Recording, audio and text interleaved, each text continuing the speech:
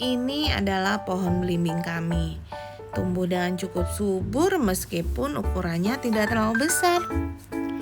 Lihat, buahnya lumayan banyak, tersebar di beberapa cabang.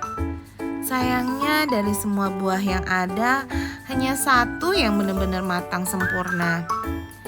Buah belimbing yang matang berwarna kuning cerah dan terlihat segar. Meski tidak semuanya matang, kami tetap senang melihat hasil kerja alam di pohon ini. Semoga di panen berikutnya lebih banyak buah yang matang ya.